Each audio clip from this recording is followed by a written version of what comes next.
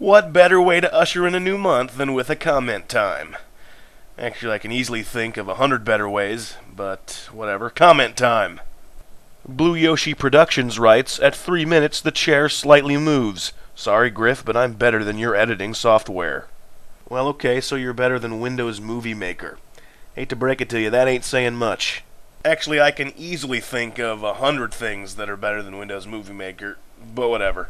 If you needed that moment for a bit of an ego boost, well then I am more than happy to oblige.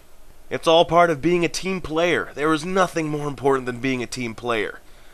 Well, actually, I can easily think of 100...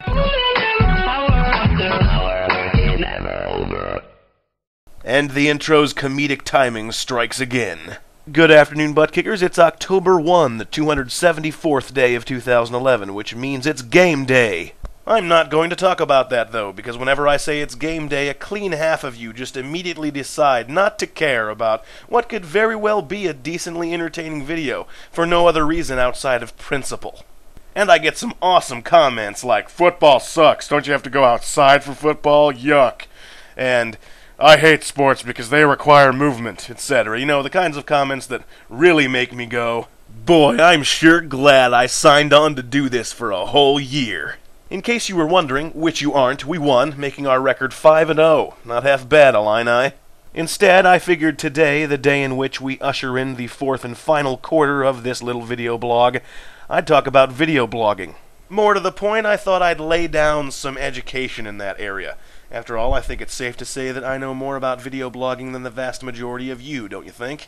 Long story short, here's my multi-step procedure for making a video blog. Step 1. Choose someone to plagiarize. Really, with a widely available and rapidly expanding public domain like the internet, it's literally impossible to be original, so why even carry on with the charade? If you accept your unoriginality up front, it'll come as less of a shock when someone inevitably calls you on it. The way my head bounces around between quick cuts and my general aversion towards blinking are both stolen wholesale from Zay Frank, in case you were wondering. Step 2. Come up with a hook. In other words, make it possible to distinguish yourself from the other nameless, faceless video bloggers out there, and make it simple enough to the point where you could say why you're different with just one sentence. The one sentence for this show: a guy who has no business making his face a publicly broadcasted thing subjects you to his face for 365 days.